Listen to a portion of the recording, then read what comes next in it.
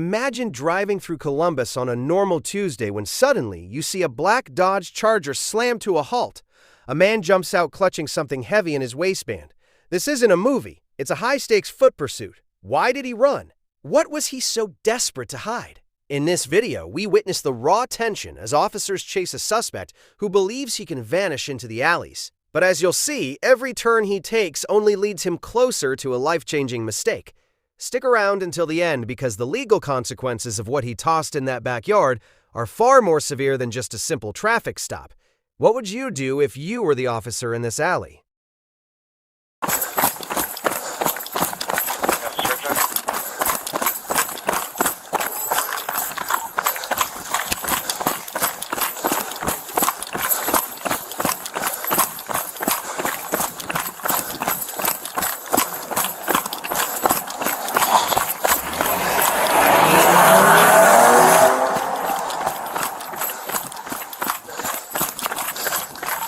He probably went west.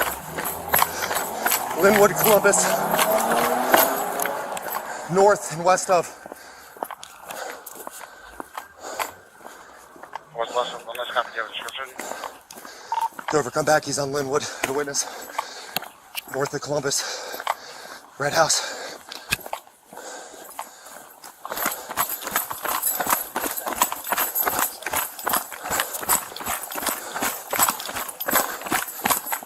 Guy.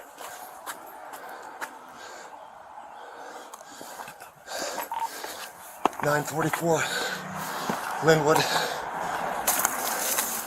Don't move! Don't move!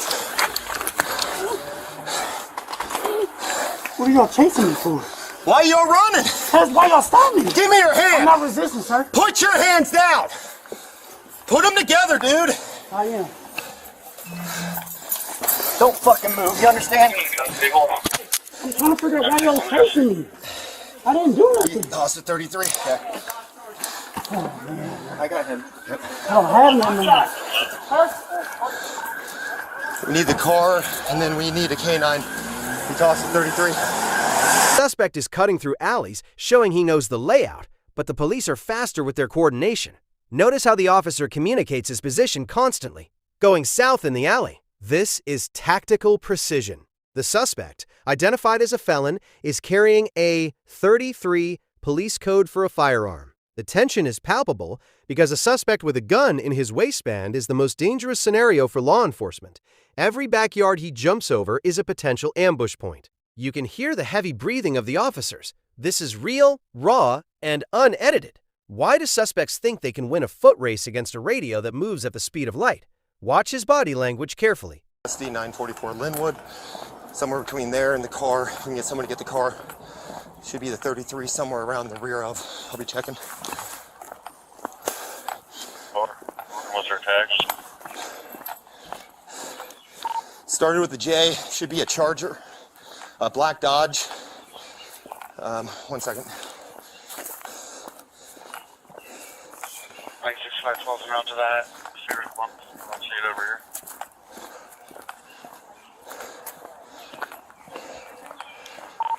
Dover, take the car and go back and see if that car is still there or if it took off. Accurate, thanks, buddy. Was it in the middle of the street, side of the road? It was on the side of the road. It parked. He got out. But there should be like stuff on the ground, like chargers and stuff. Right. Sorry.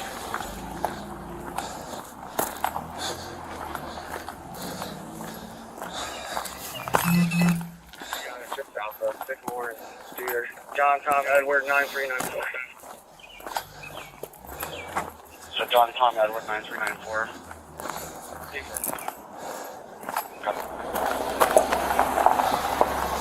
Good to see you, man. Good to see you, bud. He ran right here is where I lost him. Okay. I'm gonna check the 33 right here. Hey, not 2 channel 5. 10-2. Need you start the shooter in Columbus just south of, please. Suspect took off. This is 33, somewhere between there and 944 Linwood.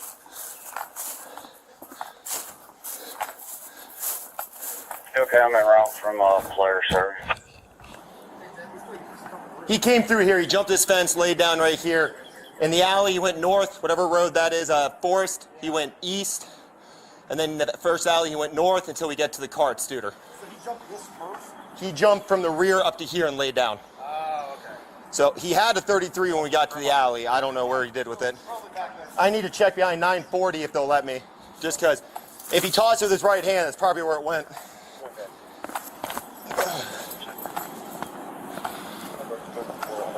Hi guys, how are you?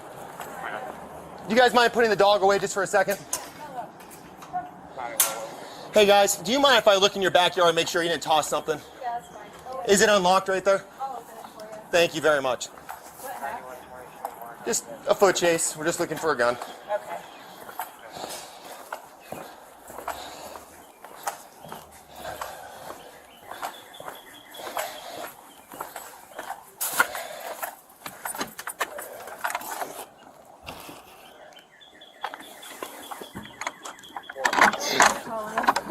Now the scene shifts to a meticulous search. The officer retraces the suspect's steps, jumping the same fences. This is where the investigation gets intense. They ask homeowners for permission to search backyards, a crucial legal step to ensure the evidence is admissible in court. Just a foot chase, we're looking for a gun, they explain. This transparency is vital. You see the camaraderie between the officers, even joking about first day in pants, but their eyes never stop scanning the ground. They're looking for a Springfield Armory pistol. The suspect tossed it with his left hand, and finding it is the difference between a minor charge and years in federal prison. Can you spot it before they... I'm so mad. You've spoken into reality. And guess what? I got my ass kicked. It's this chance of telling you to take off at least 20 miles an hour. I'm glad that he stopped. Not a veteran move, but... Oh, it's over here. David's over here. Where you found the gun? Yeah. Oh, he chucked it then with his left.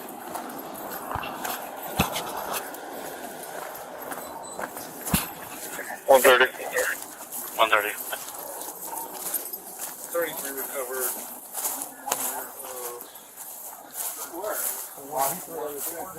Hey, I thought you were here. Chucked it. It's Springfield Armory. Who found it? Butler, good job, dude. Sorry for being slow as fuck. You know, I'm not what I used to be. It's just my eating habits and drinking habits. There we go.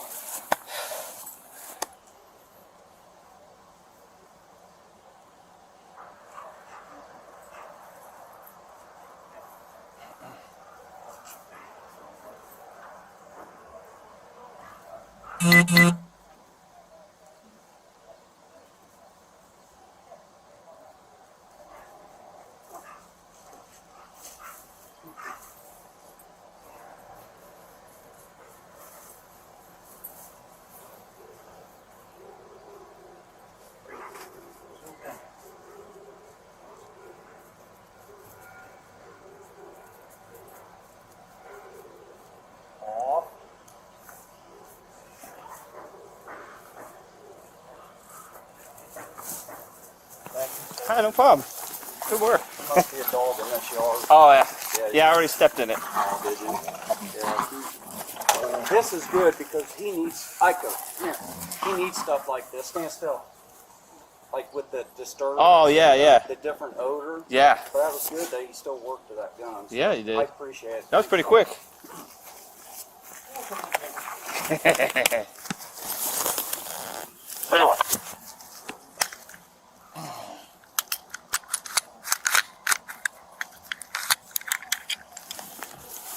I did 132.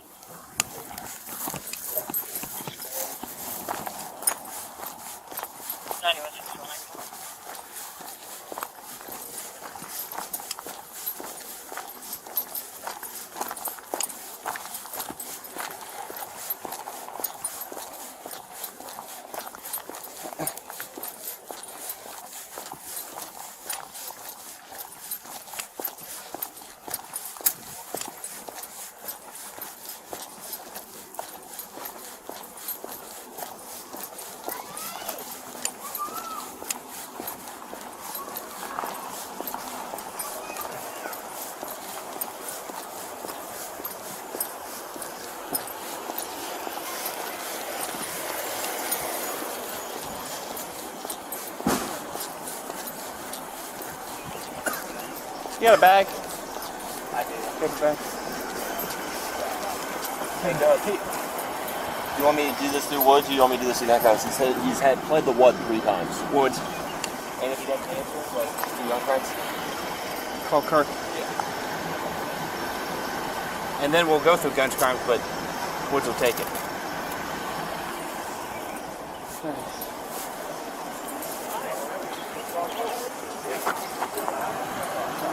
The .33 is recovered, a loaded firearm found in a recycling bin.